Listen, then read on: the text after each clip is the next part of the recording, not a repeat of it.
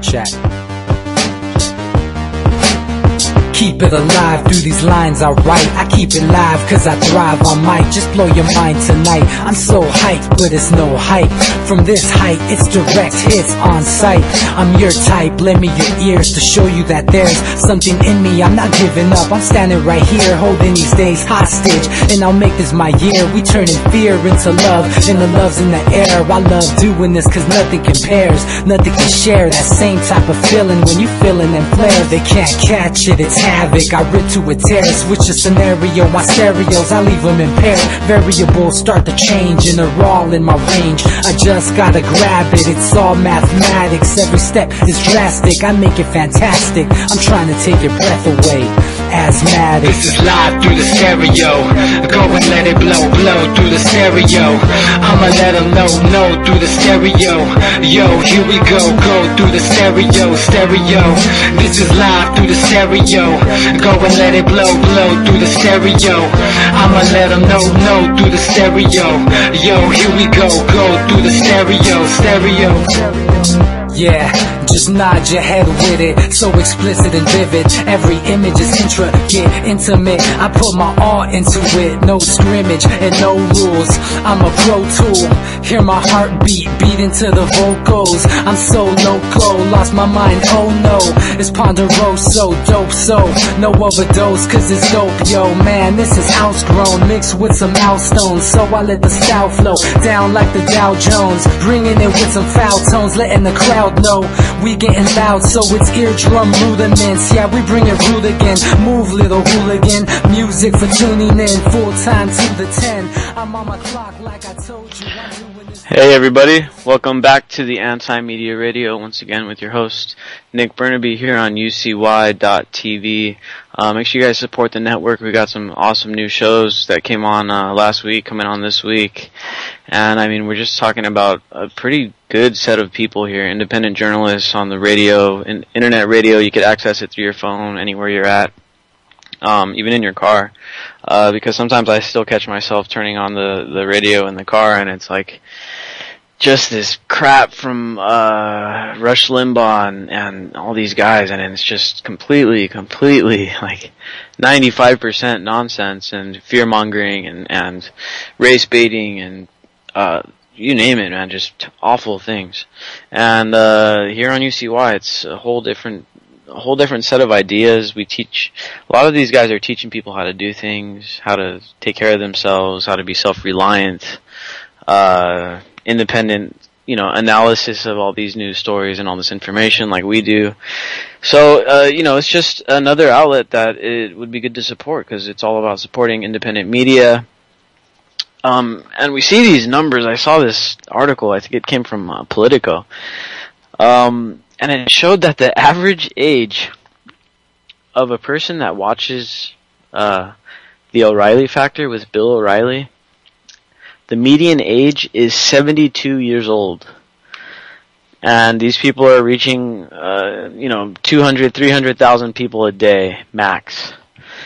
So, the funny thing is that everyone still holds this stuff up, and I guess we shouldn't even call it the mainstream media anymore because according to these new numbers, they're technically not mainstream, because we have Facebook pages that reach more people than Fox News reaches apparently, month to month now at this point.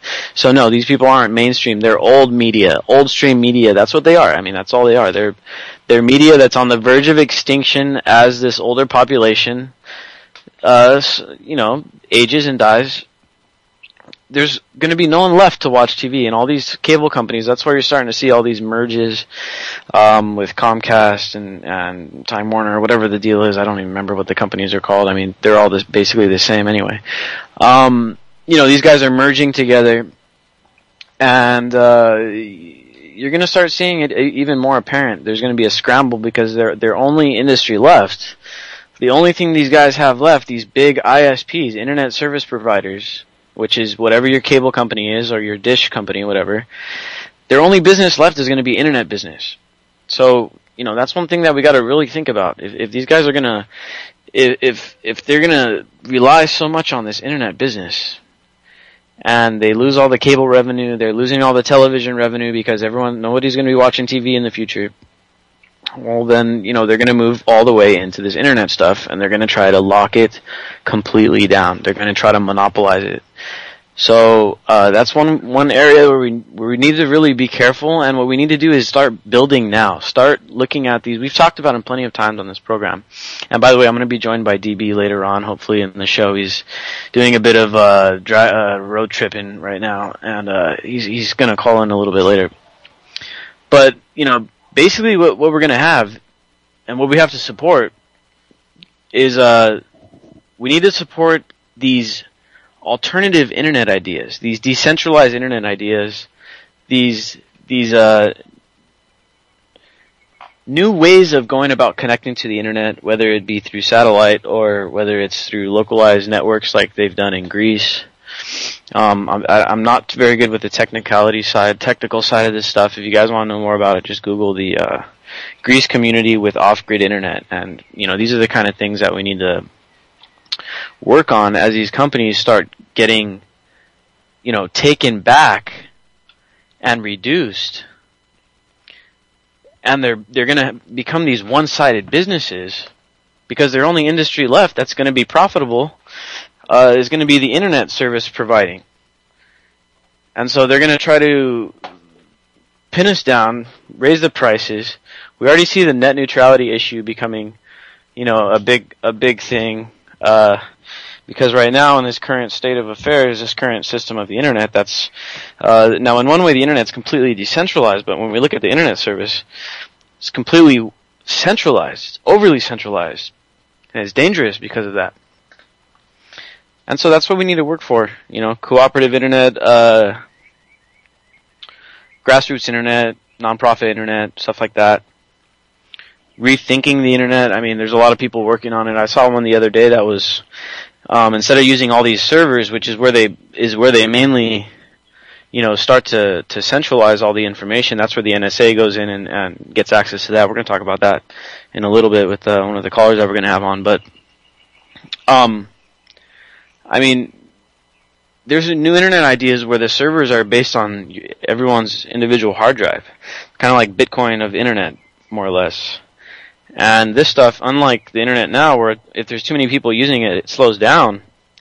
This internet, actually, the more people using it, the faster it goes, because everyone's computer is basically a server. So, these are the kind of ideas that really could change the game.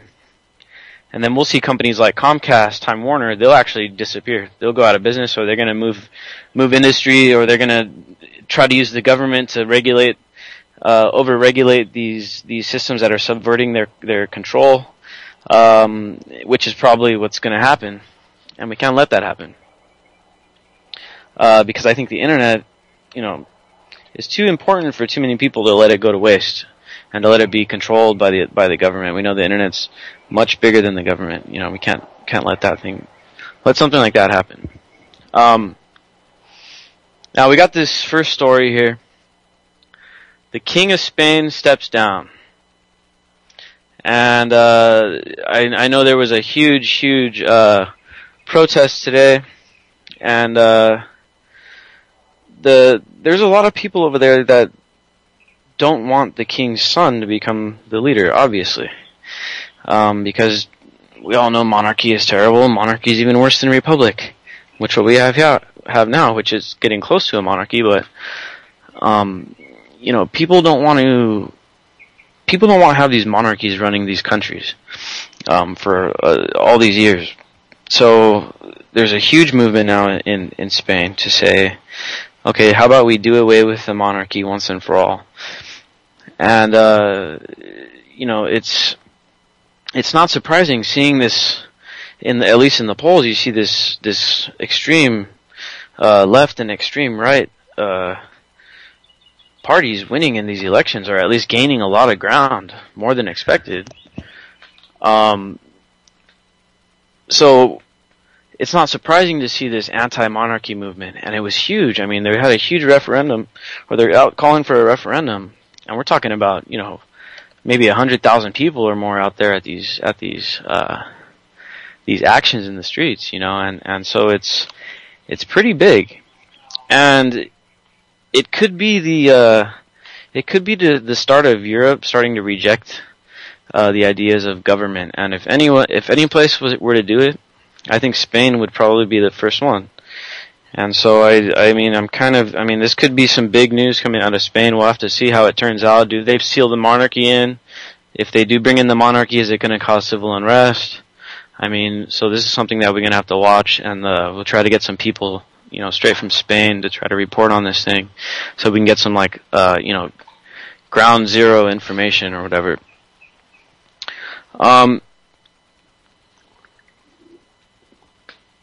We got this stuff going on now in the media, and I got this quote from Noam Chomsky, which basically sums it up perfectly. The smart way to keep people passive and obedient is to strictly limit the spectrum of acceptable opinion, but allow very lively debate within that spectrum. So, I just want to bring this up, and how this tactic is being used in the media. Now, first of all, you got this breaking stuff with this Bo Bergdahl guy. And if anybody wants to call in and talk about this guy, feel free. It's the number to call in is 1-718-717-8296. You could also find it on the UCY, on my profile there on UCY. The number's right there as well. Now, this Bo Bergdahl guy. Now it's if you go on, Drudge Report, you turn on the TV, whatever. Basically the same thing anyway. You're gonna see, is he a deserter? Is he a hero? Is he this is basically what they're feeding us now.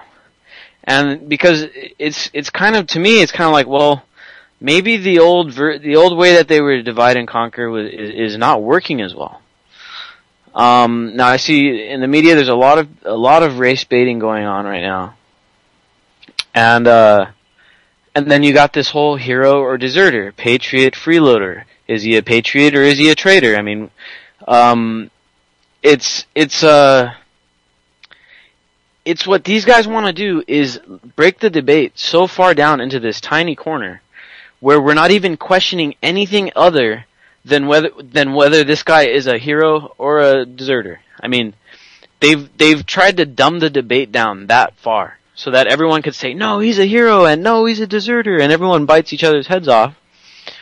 Meanwhile, we're not wondering why this guy is deserting, why we're in all these countries, why we're doing all these things that we're doing in all around the world, and causing these people to want to desert the army, because they get tired of these pointless wars. So, that's one thing, and Abby Martin really made a good video on it, earlier today I saw it. But check it out check out the Bo Bergdahl thing with Abby Martin, and she sums it up pretty well. Now they're doing the same thing with the Bundy guy, Cliven Bundy Ranch. Now, of course, the guy is a bumbling buffoon, possible racist, and but this is what the debate is made out to be. Now, is Bundy a patriot or is he a freeloader? Is he just wanting to have free land? Or is he a hero? And once again, the debate gets dumbed down in the mainstream media. Now, of course, in the alternative media, we dig a lot deeper, and that's what's so good about the alternative media, because they can actually go into this stuff without fear of being fired because they said the wrong thing about the wrong person. So the whole debate is, okay, well, on the conservative sites and the conservative TV stations like Fox, they make him out to be some kind of folk hero. And then on MSNBC, they make the guy out to be some kind of freeloader and a racist. So, I mean, the whole argument gets lost, the whole argument about the land and about should the federal government be going in and kicking people off of their land. And why is the federal government even in charge of land that's outside of Washington, D.C.? I mean, all that information, all that debate, that is the debate that we should be having,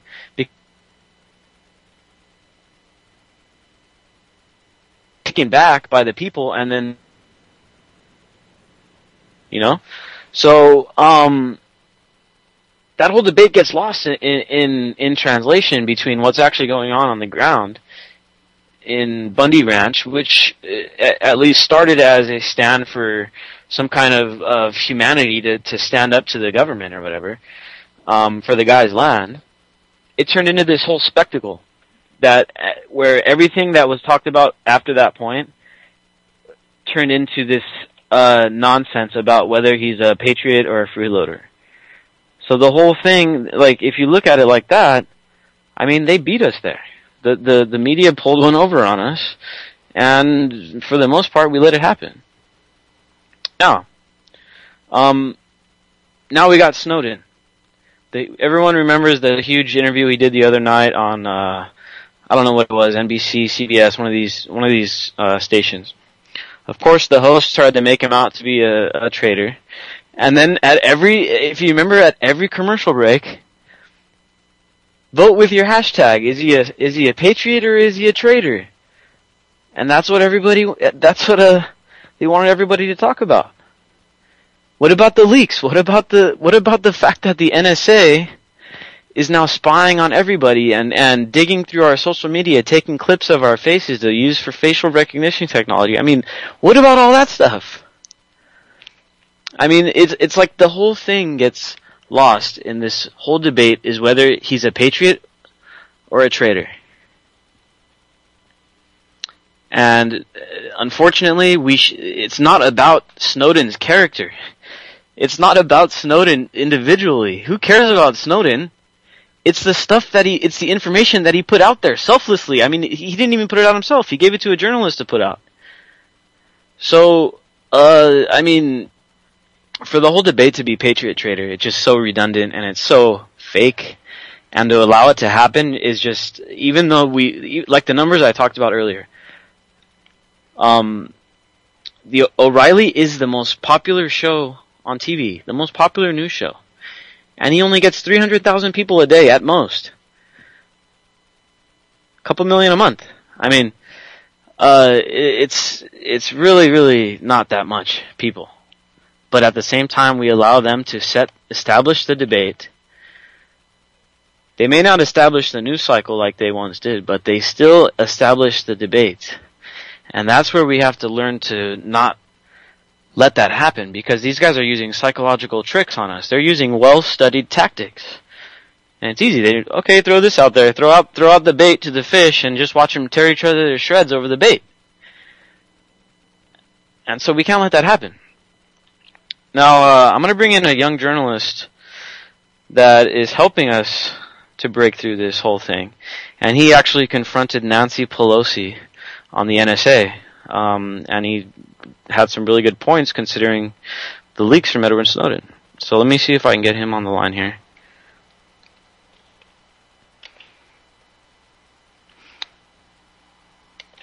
Now, Andrew is a admin with us on the Anti-Media, and he makes some awesome videos, does some awesome interviews, documentaries. I mean, you name it. Now, he was in D.C., and that's where he ran into Nancy Pelosi and confronted her about it. I believe Andrew's on the line. How's it going, man? Hey, Nick. How's it going? Pretty good. Yeah, just doing a little introduction real quick there, and we wanted to bring you on. We were talking about a little bit about Snowden and this big interview that came out. I believe it was on NBC right. The other night. And now this whole debate basically hinged on the news station asking everybody, is Snowden a patriot or is Snowden a traitor? And it basically, the whole debate, everything that they should have been talking about got lost in that whole little drama. Now everybody goes home and says, well, I think Snowden's a patriot. Oh yeah, well, I think he's a traitor. You know, and so basically, when we allow these news stations to do that to us, and we allow the media to dictate the debate, or shrink the debate down to this minuscule thing that really doesn't matter, because it's not about Snowden's, individual character. It's not about Snowden's personality. It's about the information that he leaked. So it's like the whole debate gets lost, and I think it's important for everyone listening to try to understand that the media uses these kind of tactics in order to waste our energy and waste our time and get us spinning in circles instead of understanding, look, we really need to make, like, if you look at it, we haven't really made any strides on the NSA when it comes to legislation or anything like that. Very, very little amount of anything ever since these leaks. So the media has been very, very successful with their campaign to get us to basically either not do anything about it or just almost ignore it. Right, and I think that's why there's so much possibility and so much potential with the alternative media being decentralized from the very centralized establishment with the same unilateral script and everything. And I think that's why what you and I are doing, as well as many, many other people out there in the community, I think that's why it is so promising, because no longer can the media have this strong hold over what we do and don't talk about. So the advent of the internet, the advent of technology is definitely making that debate a little more open and transparent, and I think that is very promising. Yeah, man, I couldn't agree more. The internet and the technology is giving us massive amounts of strides. I mean, think about what we can do now with the smartphone and Skype or live stream. And imagine trying to do that 15 years ago. I mean, it would be almost, you'd need like $50,000 worth of equipment just to try to broadcast from a remote location, you know. So everything is changing so quick, and what we have to our advantage being small independent organizations is that we're quick on our feet, and we can quickly adapt to new technology and things like that. Now these old stream organizations, Fox News, CNN, NBC, CBS, all these guys, they're dinosaurs. They're huge. They move very slowly, and it's really hard for them to move into new ideas. The only thing they can do is try to buy out companies. And it's just like any other very, very large corporation. They have basically an innovation curve where once you get over a certain point, it's very, very hard for your company to remain innovative, and all you can do is just buy out a bunch of different companies, just like Microsoft, Google, Apple, all these guys. And that's exactly what the mainstream media is going to do. So they're going to admit that they can't keep up with the evolution of the independent media. So they're going to start trying to buy people out wholesale, and there's going to be a bunch of organizations that get taken over. I'm just hoping that enough people have enough principle to say, okay, no, I'm not going to do it. I'm not going to sell out to NBC. I'm not going to sell out to Fox, But, I mean, we'll see where it goes, and I'm just hoping that we can keep it decentralized, and we have to remain decentralized by design, It has to be like intentionally decentralized, and I think that would really benefit the movement overall. Right, and I think the main problem that we're seeing now is, like you said, this centralization, not decentralization, this consolidation with all these monolithic corporations. Not only the mainstream media, where 5 corporations now control all the information we receive on a daily basis through television, but also through even food companies. Monsanto has so many subsidiary companies that essentially control the food supply. So we need to create our own media. We need to grow our own food. I mean, there's just so many facets of life here in America, and probably globally even, that need to become more decentralized. And like you said, I think we are actually decentralized by nature, but unfortunately, when the state comes in and when these big corporations come in, these multinational corporations, then we switch to this paradigm of centralization again. So I think we need to kind of break back into our nature of decentralization and work individualistically to reach our goals, I guess. Yeah, man, it's in a way I think we have to go both ways in a way, like where we stay decentralized but at the same time working cooperatively.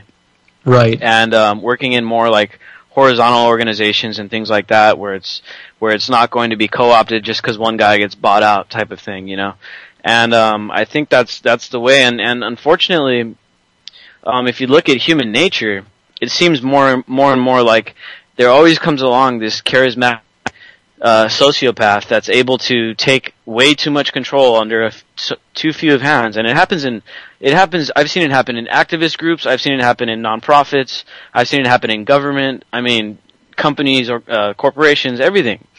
And this new stuff, this new technology like Bitcoin, I've been doing some research on this stuff, and I met a guy that has this idea called BitCongress. Mm-hmm. And basically, they're figuring out ways where by using the Bitcoin blockchain and like a voting system, so basically a Bitcoin-based voting system, there's ways to basically do away with bureaucracy altogether, and putting it into this direct control by the people that actually run, the people that actually work there.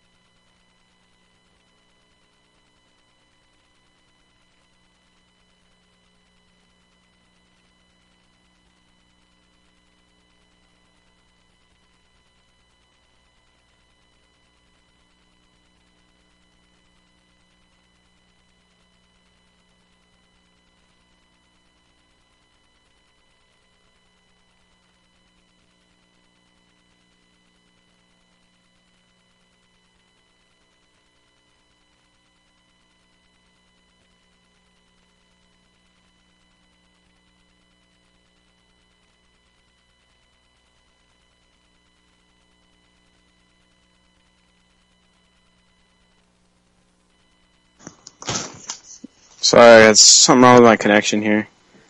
Hey, Andrew, you still there? Alright, I don't know if we lost Andrew, but I think we're back on.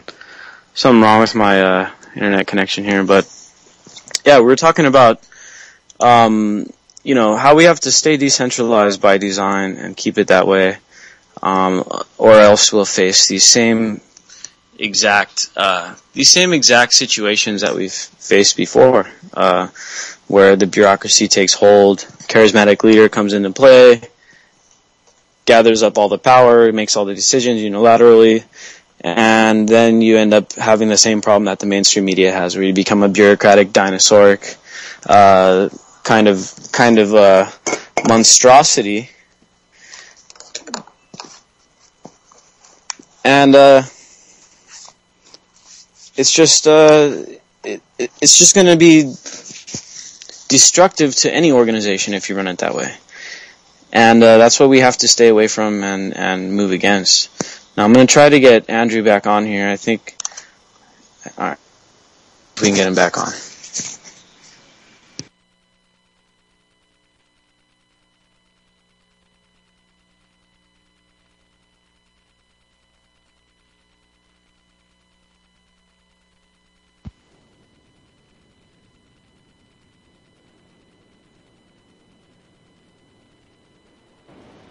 Alright, I'm back in here. For some reason my internet went down. Alright, so I'm bringing Andrew back on, and we were going to talk about kind of what happened when he went up to D.C. and saw Nancy Pelosi and actually got to take a few words with her and ask a few questions. Hey Andrew, you back on? Yes, sir. Hey, sorry man, we had a little outage there for some reason. No problem. Probably the NSA messing with us. I mean, I wouldn't doubt it. I seriously wouldn't doubt it. So you got to see Nancy Pelosi. You want to tell us a little bit about what happened, how'd you get there, and what she said? Yeah, sure. So I was in D.C. because in November of last year I learned about this contest C-SPAN was hosting called Student Cam. It's an annual and national video competition. Essentially, students from middle school to high school, all the way up to seniors in high school, they create video documentaries, even though it's only about a 7-minute video, so I don't know if you can really call it a documentary, but you essentially make a video, something about politics. This year's theme was what issues should Congress address in 2014. And going in, I mean, it's not like I seriously considered it because Congress is definitely going to consider something that a high school student, a video they make. But, so I had actually won first prize in that competition. It was like 2,300 entries nationally for a video I created called We the People Genetically Modified on GMOs, Genetically Modified Organisms. I had some March Against Monsanto clips in there too, Nick, so props to you for spearheading that. But anyways, so I won that contest. And then C-SPAN was kind enough to fly the top 4 contestants, the top 4 winners of the contest to DC. So I thought that was a great opportunity. And before I left for DC, I got an email from C-SPAN with a brief itinerary outlining what we were going to be doing in DC, and one of the things that I found interesting was it was like a tour of the Capitol with John Boehner and Harry Reid. So as soon as I saw that, and keep in mind this was right around the time when Harry Reid was making his comments calling Cliven Bundy, as you mentioned earlier, a quote-unquote domestic terrorist, and his supporters too. So I had a confrontation planned out with Reid. Let's just say it involved me ordering a pocket constitution on Amazon. And so eventually those plans fell through. It ended up not being Boehner and Reid, but instead it was rescheduled with Pelosi. So I kind of dug up some dirt on her online, basically looking at her voting record to see what hypocrisy was evident, and I knew there was going to be a lot of that. So essentially I found out that she used to be against the Patriot Act under the Bush administration, the Republican Bush administration at that, and now under Obama she is actually a supporter of the NSA, which is the Patriot Act, post 9/11 Patriot Act, was essentially the precursor to the NSA.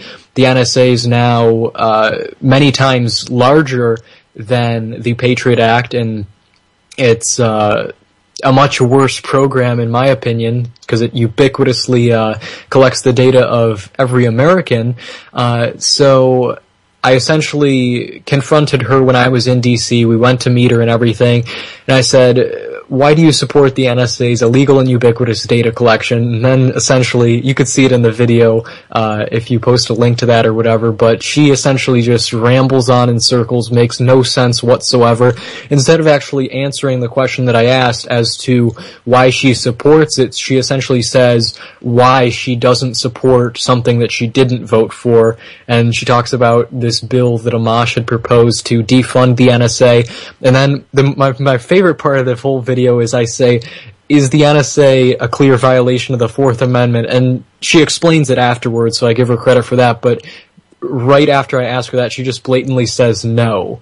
So wow. If that's any representation of how far removed our supposed representatives are from the Constitution, it was just absurd to listen to that. And let's just say I'm glad that I recovered the footage too, because you see in the video there's 2 different angles. The one angle I have that's kind of my favorite because it shows what I was looking at when I did the confrontation, and that was from my cell phone. And when I was first recording it, it recorded like the first 4 minutes of the confrontation. There was 8 minutes total. So it only recorded like the first 4 minutes, and then my phone supposedly ran out of memory. So then I didn't find that out until I got back home. after a long flight. But I did remember seeing C-SPAN there, and they had a cameraman there filming the whole thing unfolding.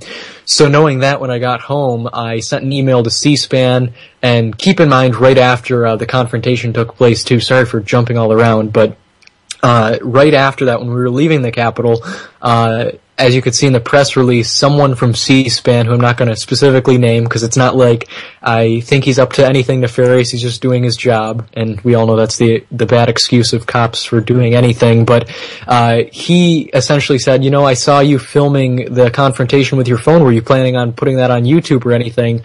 And at the time, not knowing that my phone hadn't recorded the whole confrontation, I was kind of like, oh, well, why does it matter? What business of it is yours? And he kind of said, well, we wouldn't want to damage C-SPAN's relationship with Pelosi. And I found that pretty curious, considering C-SPAN is supposedly objective. I mean, granted, nobody or no entity can be completely objective and unbiased, but I found that interesting. And then when I got back to C-SPAN too, C-SPAN studios in D.C., Brian Lamb, who's actually the founder of C-SPAN, I saw him and he kind of almost congratulated me on confronting Pelosi, which I found kind of neat. So yeah, that's essentially what unfolded. I was going to say something else, but that's escaping me at the moment because I just kind of rambled on. Oh yeah, that's what I was going to say. So yeah, when I got home, I emailed C-SPAN asking if I could have their version of the footage, and the response I received was essentially, well, we can't send you the footage because we had an agreement with Pelosi's office not to record any audio. So, curiously enough, apparently you could record video, but audio just wasn't allowed. And then this character from C-SPAN told me that it was an omission on his part not to relay the information to me that there would be no audio recording. But the best part about that whole thing is, and you can even see in the video that I uploaded, is you could see through like a crack between two people's shoulders in the video. C-SPAN, funnily enough, if that's even a word, their cameraman was holding out this long microphone to pick up audio. So even though they weren't allowed to record audio, somehow they had a cameraman there recording audio. But eventually I kind of called out this representative of C-SPAN saying, the whole premise of this student cam contest that we entered was to remain objective, remain unbiased, and remain fair and balanced. Fox's motto, they're always fair and balanced. But the whole point of it was to get all sides of the story. So essentially for them to have this footage and then say, you're not allowed to have it, I essentially called them out on that, saying that's absolutely ludicrous that you claim to be a fair, balanced network, but you're not really doing that in practice. So that's essentially what went down in D.C. Yeah, man, that's awesome. So how'd you end up recovering the video? Well, actually, that's the thing. I kind of forgot to mention that, but I actually didn't end up recovering the video from my phone. That's why at the beginning there's just the 20 or so seconds of the confrontation from my phone angle, and then I switch over to C-SPAN's angle. So, unfortunately, I wasn't able to recover the entire footage from my phone, and I probably shouldn't even bother saying it because I have no proof to back it up. Concrete proof, that is. But once I asked the questions, once I fired my second question to Pelosi's aide in the corner of the room, she was rolling her eyes, looking at the other aide, and right before I switch angles too, you can kind of see her bite her lip and look over to the other aide. She pulls out her phone too as soon as I asked the question, probably writing down my name to put on the watch list or who knows what. So it was really interesting, and I learned a lot about politics. And then too, I met with some of my local supposed representatives as well, and it was just so funny because I have to give them props for taking the time out of their days or whatever, but as soon as I went in to meet them and everything, supposedly they're knowledgeable of the documentary I created and this award bestowed upon me, but I go in, first thing is, before even shaking my hand or saying hi or whatever, they have their photographer come in, get a nice public relations photo to post on Facebook or the website or whatever, and then the representatives talk to me superficially for 5 minutes minutes, and then they're on their merry way. So it was just really funny. You think about all these things in your mind when you're into the activism that you and I are into, but when you actually see it in practice, see it in person, it's just takes on really a whole new meaning. Yeah, and then you actually see that these are just regular, a lot of these people are just regular people. And like Pelosi, now one thing I noticed in your video, and I'm gonna give you a chance to tell everyone where to get the video, and I'm gonna post the video in the chat room after the show as well. But one thing I noticed about Pelosi in when you confronted her is that she was just babbling. Like, you can tell she was just like, she was like so surprised, and she was just babbling, and she had really no answer. And then I saw the kid in front of you turn around, and I'm just wondering, like, so these kids, you didn't really know these other guys, right? I mean, I knew them I met them 2 days before the confrontation for our 3-day trip in DC, but before that, I didn't know really any of them other than seeing their videos online after they were announced as winners. So, but yeah, Peter, he was the kid next to me. He was in the middle, I think. It was just so funny to see his reaction, because when I was actually confronting Pelosi, I wasn't paying attention, as a lot of people who do interviews or do confrontations probably know. Sometimes you're just experiencing the moment, and everything around you is kind of a blur. So I didn't see his face until I actually saw the C-SPAN footage.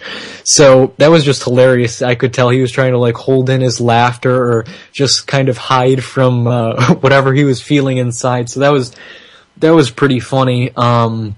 But yeah, it does really bring on that's two things I was going to mention. One, it really shows that they are actually human in some respect, that they can fumble, and it shows that they are really weak, and that one single question from a teenager can kind of knock them off their feet and make them a little nervous, and that's a good thing. I think that shows how much power we the people truly wield, and that's great.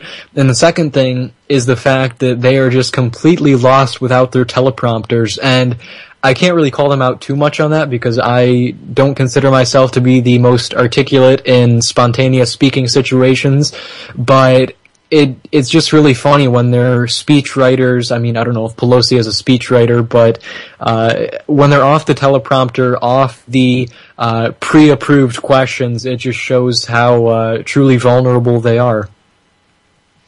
Yeah, and you can totally tell. You can tell that she was just completely just baffled.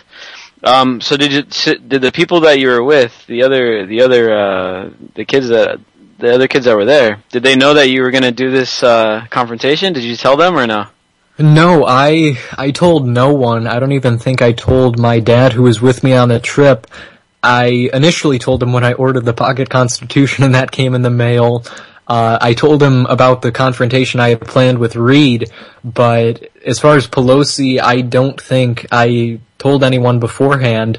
And also, I would like to emphasize 2 points right now, too, because just for the sake of posterity, I guess. One is that I am a nonviolent individual. I believe in voluntarism. I believe in the non-aggression principle.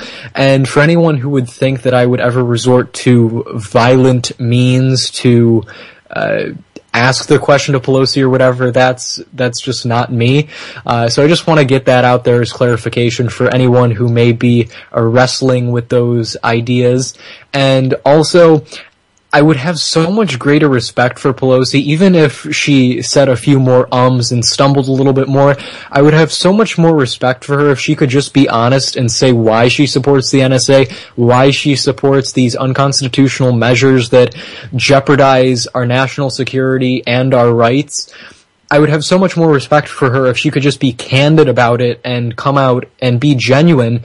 But when these politicians with these hyperinflated egos just regulate the laws and sign these laws. As Pelosi says, you have to pass the bill before you know what's inside. I'd have so much more respect for them if they were just honest about why they believe things, or even if they don't believe them and say, I actually don't believe in this, I'm controlled by corporate dollars. If they could just say that, that'd just be great, and I wouldn't have to call them out and embarrass them like I did with Pelosi, in my opinion. So, I mean, if they could just be transparent, which is kind of the antithesis of government, that would just be great. So I just want to put that out there. Yeah, and transparency would be a nice thing to have, and Obama ran on it, so obviously it's a good talking point. It's a good, in the polls it's a good thing. Everybody wants transparency. But unfortunately, no, government can't really deliver that, because if they did, then people would say, okay, well, we shouldn't have this kind of government, because the things that they're doing, if we actually saw it transparently, we wouldn't be very proud. Exactly. And it goes back to this whole thing with this whole patriot traitor thing. If we want to talk about traitors, I mean, Pelosi is definitely one of them, because these are the people, like you said when you confronted her, that are supporting these measures that are violating the Constitution. And now most of the people that are in jail, I'd say at least 50% of the people that are in jail or prison right now haven't actually violated the Constitution. They're in jail over nonviolent means, drug charges and things like that. But we're talking about congressmen going against and breaking the Constitution. I mean, if you ask me, these are offenses that aren't only, they shouldn't just lose their job or be impeached. I mean, these people should be facing prison. Right. And that's another thing with this whole VA nonsense with the whole Shinseki, and is Shinseki going to step down? I don't know. Is he going to step down, or is he going to get fired? Is he going to resign, or is Obama going to fire him? That was the whole debate. I mean, it all goes back to the main point that I was getting to with this whole show, is that they keep on narrowing down our debates.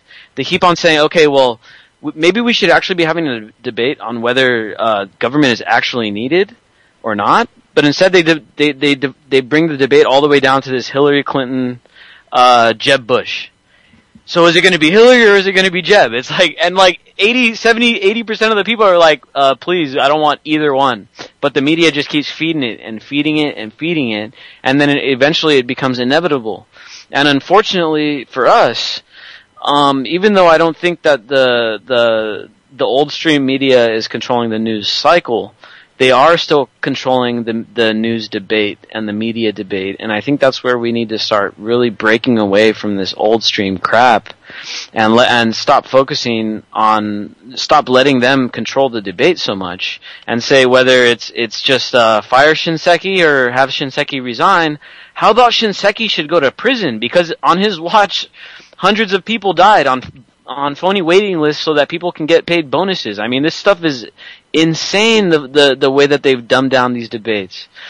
Now, right, and I'd even go further to say that it's not even the mainstream media that's really dictating the dialogue here with these issues, but it's also the administration, government itself, because as we know with secret projects like Operation Mockingbird, they're so closely intertwined, and it's really conflicting interests, to be honest. It should be not only separation of church and state, but separation of media and state, separation of corporate interests in state. And going back into what you're saying about dumbing down the debates, I definitely agree. Instead of allowing for gray area, it's just white or black decisions. And instead of allowing for a transparent debate, instead of allowing for actual questions, you're just getting these two sides of the argument, just like the Democrats and the Republicans. Instead of actually allowing time for debate, you're just getting these two different sides to kind of butt heads and just war against the question of whose side is going to be on whose instead. Yeah, it's this whole idea of, are you with me or are you against me? And it's one of those things where I think the majority of people, and I know at least 40% of people identify as political independents. Yeah, they're registered voters, but they're not Republican or Democrat. So, I mean, besides the amount of voters that are registered, think about all the people that don't vote. They probably don't consider themselves Republican or Democrat. So the majority of people actually don't identify with any of this crap that these guys are spewing out. But unfortunately, due to their don't get me wrong, they're very, very good at that. They're very, very good at what they do. Yeah, they may not be as big as they once were. They may not be as influential as they once were, but they're extremely good at influencing the debate and programming these ideas into people and getting them to think, okay, Republican, Democrat, even though the independents outnumber both parties. But they've successfully narrowed down the debate. Now, before you go, I just want to get a quick opinion from you about Snowden. And what do you think about Snowden? What do you think about all the leaks, Glenn Greenwald, the whole situation? Do you think that you think they're doing it right? Do you think they're doing it wrong? Do you think that there's something fishy going on? What do you think? I think Snowden should. These questions of, is he a traitor, is he a hero, like you mentioned earlier, I think those are irrelevant. I think what's important is the fact that Snowden himself has sacrificed his life, his comfortable living, to leak these documents so important in the future of our country and the future of freedom. And I think that really takes some guts, and I applaud him for that.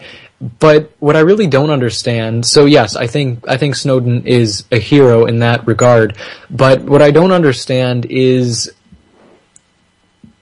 I mean, I guess it's not so dramatic as I'm making it out to be, but what I don't understand is why Snowden was willing to do an NBC interview of all networks and everything. That, I mean, I guess it's the first American interview he's done, but that really perplexed me. Like I said, with the intimacy of media and the state, I was actually surprised that he'd be so willing to do an interview, and not only an interview, but also, as I read online, the whole interview was like 4 hours or something, so I find that really interesting. I also would appreciate if NBC, and I know they won't, if they would post the entire raw interview somewhere, because as we know with some of Snowden's 9/11 comments, there was some censored material. So how do we know what else wasn't said or wasn't aired in the interview with him on television? So those are some questions I have. I think I still do have a lot of respect for, well, still, I make it sound like I didn't at one point, but I have a lot of respect for Glenn Greenwald too. The fact that he, as Snowden said in the interview, he consulted supposedly with the United States government as well to make sure that none of the leaks he released would be damaging in any direct way. So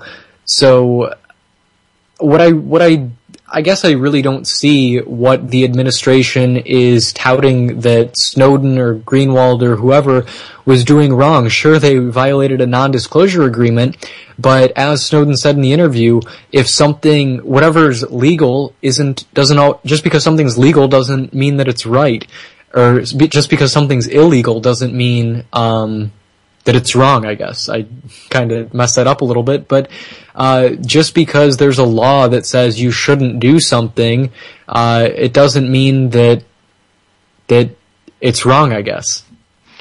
Yeah, and all their arguments aren't backed up by any facts. They can't prove that any of the NSA leaks have caused any harm. They also can't really prove that the NSA leaks have caused any good.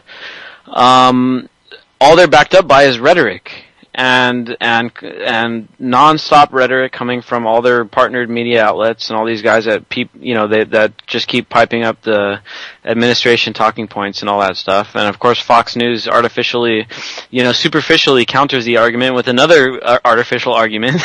So it's like it goes like completely in the wrong direction, and everyone on Fox News and all these misled patriots are completely going in the wrong direction and stuff. So yeah, man, it's something that we can work for and work toward. I guess we could say is to continue this independent streak with the media, continue to see these numbers decline in the television and the establishment media, And I guess what we have to watch out for is that as these guys get real desperate, just like Time Warner and Comcast and all these guys, because they're losing all their TV revenue and stuff, and so now they're going to try to monopolize on the internet market. Same thing is going to happen in the media. The media is going to lose their TV market, and they're going to try to buy out all these cool, innovative news websites. Like, I mean, for instance, BuzzFeed, you know, and these kind of companies, if they're not already bought out by now, I mean, these are the kind of companies that are public, you know, public utilities, basically. They're publicly owned companies and stuff. And they can get bought out, and they can get taken over and things like that, and that's something we got to watch for. Now, Andrew, before you go, I just wanted to give you a chance to let everyone know where they can find that video that we were talking about, the confrontation with Pelosi and all your other work. Yeah, sure. You can go to andrewdemeter.com. That's Andrew, DEMETER.com.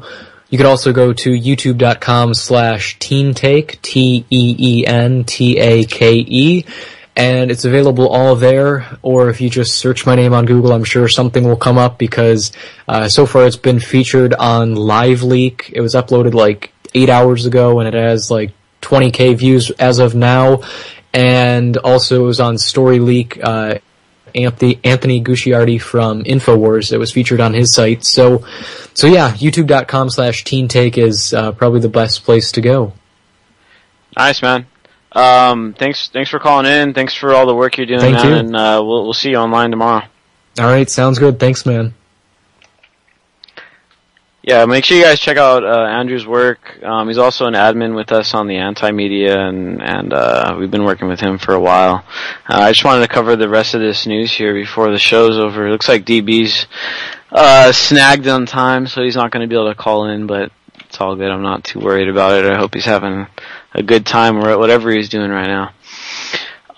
Yeah, this whole thing about them narrowing down the debates, I mean, they do it on every single big topic. Anything that can actually give us a chance to use to build some kind of momentum. You're going to see that they try to spin the debate. They spin the questions, they spin the topic, and then they get everyone fighting each other and everyone spinning their wheels. And that's basically how it goes. We're going to cover this news real quick before the end of the show here.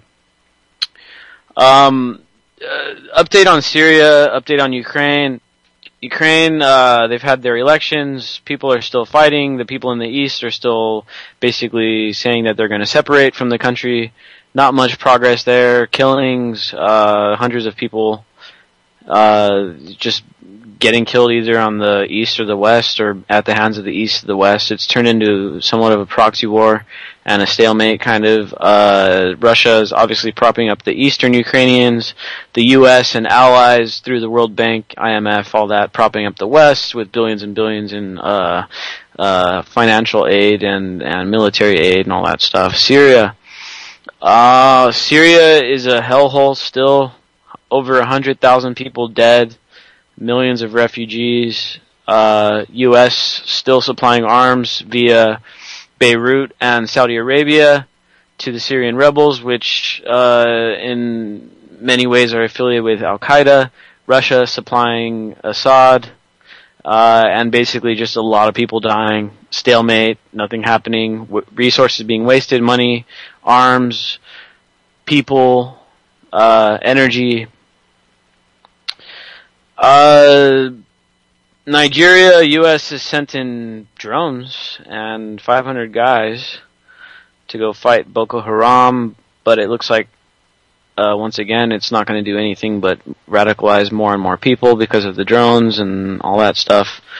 But the women, at least in one village in Borno, have trained themselves with arms, and they have AKs, and they were able to fight off a Boko Haram attack. You can catch that. Look for that somewhere on the internet. It'll probably be a pretty big story tomorrow. New York Times journalist may face jail time. We'll see what happens because he doesn't want to give up his sources. So it just goes to kind of show that in the U.S., journalism isn't all the way free. It's kind of journalism is kind of one of those gray areas, I guess you can say, that we don't really talk about much, but we should. And the journalism should be completely protected. We need to fight against Feinstein's bill. Seattle turns away drones. LAPD takes the drones from Seattle. Keep an eye on that if you're in LA, guys. E-cigarettes are becoming an enemy of governments and to big tobacco companies worldwide. They're trying to regulate it to death. See you guys Wednesday. Yo, here we go through the stereo.